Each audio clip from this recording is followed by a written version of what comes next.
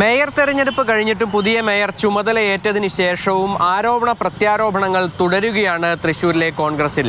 ലാലി ജെയിംസിനെ ഇന്നലെ രാത്രിയാണ് KPCC suspend ചെയ്തുകൊണ്ടുള്ള ഒരു കത്ത് DCCയിലേക്ക് അയച്ചത്. അതായത് ഇരുട്ടിൻ്റെ മറവിൽ തനിക്കെതിരായി എടുത്ത നിലപാട് അല്ലെങ്കിൽ നടപടി അതിനെ പരിഹസിക്കുകയാണ് ലാലി ജെയിംസ്. ഇനിയിപ്പോൾ അവർ തിരിച്ചെടുത്താലും ഇല്ലെങ്കിലും ഞാൻ ഇന്ത്യൻ നാഷണൽ കോൺഗ്രസിൻ്റെ വ്യക്തിയായി മരണം വരെ, മരിക്കും വരെ, എൻ്റെ ഓർമ്മ അവശേഷിക്കും വരെ ഈ പാർട്ടിയിൽ തന്നെ തുടരാനാണ് എൻ്റെ ആഗ്രഹം. അതേസമയം പാർട്ടി എടുത്ത നിലപാട് അത് ഉചിതമായൊരു നിലപാട് തന്നെയാണ് എന്നുള്ളതാണ് പുതിയ മേയർ ഡോക്ടർ നിജി ജസിൻ്റെ നിലപാട്.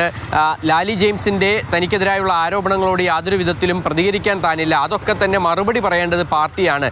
എന്നാൽ ആ പാർട്ടി എടുത്ത നിലപാടുകൾ അത് കൃത്യമായി തന്നെയാണെന്നാണ് ഇക്കാലത്തും എല്ലാ കാലത്തും താൻ കണക്ക് കൂട്ടുന്നത് എന്നുള്ളതാണ് മേയർ നിജി ജസിൻ്റെ പ്രതികരണം. No comments.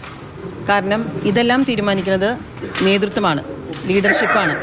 അതിനെ സംബന്ധിച്ചുള്ള കാര്യങ്ങളൊക്കെ ലീഡർഷിപ്പ് തീരുമാനിക്കും. നീണ്ട 10 വർഷത്തിന് ശേഷം തൃശ്ശൂരിൽ വലിയ ഭൂരിപക്ഷത്തോടുകൂടി UDF കോർപ്പറേഷൻ പിടിച്ചപ്പോൾ അപ്പോഴും തമ്മിലടി അവസാനിക്കുന്നില്ല എന്നുള്ളതാണ് ഏറ്റവും പ്രധാനപ്പെട്ട കാര്യം. ആളുകൾക്കിടയിൽ, അതായത് വോട്ടർമാർക്കിടയിൽ, ജനങ്ങൾക്കിടയിൽ വലിയ തോതിൽ അവമതിപ്പുണ്ടാക്കുന്ന രീതിക്കാണ് ഈ നേതാക്കളുടെ എല്ലാം തന്നെ പ്രതികരണങ്ങൾ വരുന്നത്. എന്നാൽ ഇനി അങ്ങോട്ട് ലാലി ജെയിംസിന് മറുപടി പറഞ്ഞ് വിഷയം വീണ്ടും വഷളാക്കേണ്ടതില്ല എന്നുള്ളതാണ് കോൺഗ്രസ് ജില്ലാ നേതൃത്വത്തിൻ്റെ ഒരു നിലപാട്. അതേസമയം തനിക്കെതിരെ കൂടുതൽ നടപടിയെടുക്കുകയാണെങ്കിൽ കഴിഞ്ഞ ദിവസം പറഞ്ഞതുപോലെ തന്നെ കൂടുതൽ നേതാക്കൾക്കെതിരെ തൻ്റെ പക്കൽ തെളിവുകളുണ്ട്, തൻ്റെ പക്കൽ അതുമായി ബന്ധപ്പെട്ട കൃത്യമായ വിവരങ്ങളുണ്ട്, അതൊക്കെ തന്നെ മാധ്യമങ്ങൾക്ക് മുൻപിൽ വെളിപ്പെടുത്തും.